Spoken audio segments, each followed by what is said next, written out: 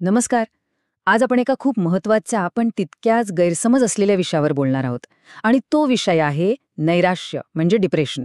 अनेकांना वाटतं की हा मनाचा कमकुवतपणा आहे, पण खरं तर तसं नाहीये. हा एक आजार आहे आणि हेच आज आपण नीट समजून घेणार आहोत. बरं, सगळ्यात आधी एक महत्वाचा फरक समजून घेऊया. दुःख आणि नैराश्य यातला. बघा, या दोन्ही गोष्टीनं पूर्णपणे वेगळ्या आहेत. आता समजा कोणी जवळचं आपल्याला सोडून गेलं किंवा नोकरी गेली, तेव्हा वाईट वाटणं हे अगदी स्वाभाविक आहे. त्याला आपण दुःख म्हणतो. पण विचार करा, जेव्हा महिनोमहिने काहीही कारण नसताना जगण्यातला इंटरेस्टच निघून जातो, सकाळी बेडवरून उठावंसं सुद्धा वाटत नाही, हो, हे नैराश्याचं लक्षण असू शकतं. आणि हा फरक ओळखणं इतकं महत्वाचं काय आहे माहितीये? कारण तरच आपण नैराश्याला योग्य पद्धतीने सामोरं जाऊ शकतो. चला तर मग जरा खोलात शिरूया आणि पाहूया की वैद्यकीय भाषेत नैराश्य म्हणजे नेमकं काय असतं. बरोबर. म्हणजे जर नैराश्य म्हणजे फक्त दुःखी होणं नाही, तर मग मेडिकल सायन्सच्या भाषेत हे नक्की आहे तरी काय? आणि इथेच आपल्याला आपला दृष्टिकोन बदलायची खरी गरज आहे. लक्षात घ्या, नैराश्य हा कुठला चारित्र्याचा दोष किंवा कमजोरी नाही, तर ही एक बायोलॉजिकल म्हणजे जैविक स्थिती आहे. अगदी सोपं उदाहरण घेऊया. जसं शरीरात इन्सुलिन कमी झालं की मधुमेह होतो, अगदी तसंच मेंदूतले जे हॅपी केमिकल्स आहेत ना, जसं की सेरोटोनिन, ते कमी झाले की नैराश्य नावाचा आजार होतो. इतकं सोपं आहे.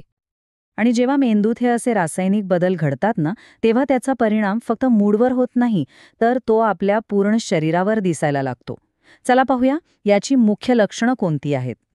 आता ही लक्षणं पाहिली की लक्षात येतं की नैराश्य म्हणजे फक्त मूड ऑफ असणं नाहीये.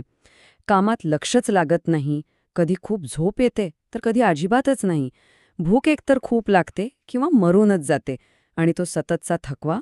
हे सगळं काय सांगतं? हे सांगतं की आपलं शरीरसुद्धा या आजाराशी लढतंय. हे शारीरिक बदलच त्याचा पुरावा आहेत की याची मुळं किती खोल म्हणजे जैविक आहेत.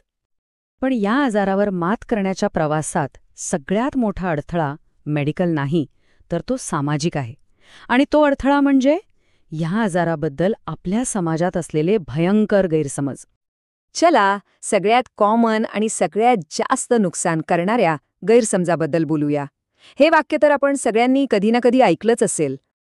तर एक गोष्ट अगदी स्पष्टपणे सांगतो, हे विधान फक्त चुकीचं नाही, तर ते प्रचंड धोकादायक आहे.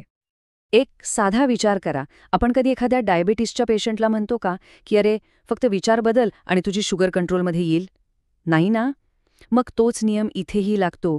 नैराश्य हा एक खराखुरा बायोलॉजिकल आजार आहे.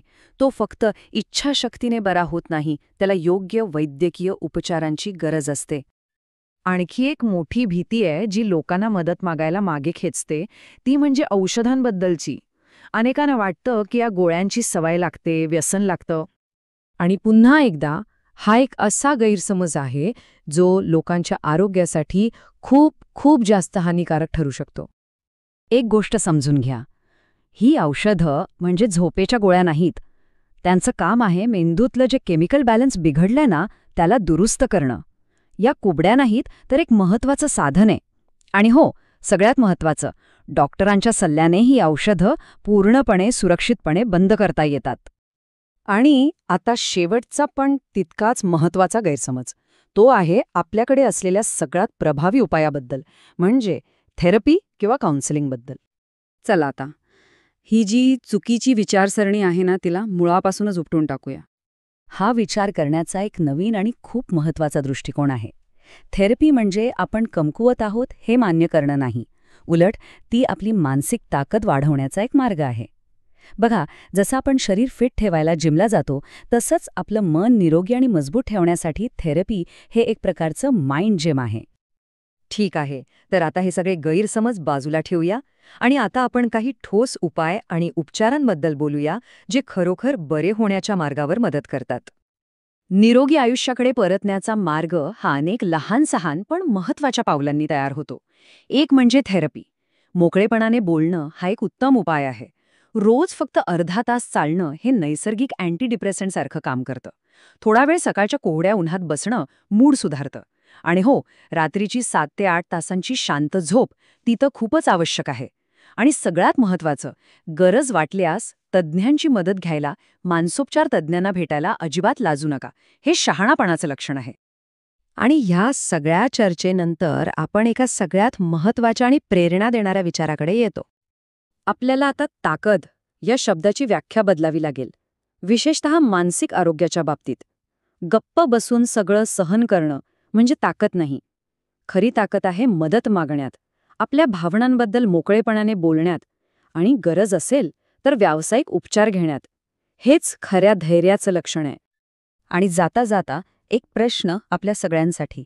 आपण आपल्या शरीराची किती काळजी घेतो नाही का? मग आपल्या मनाच्या आरोग्याचं काय? त्याची इतकी काळजी का घेतली जात नाही? या प्रश्नावर नक्की विचार करा.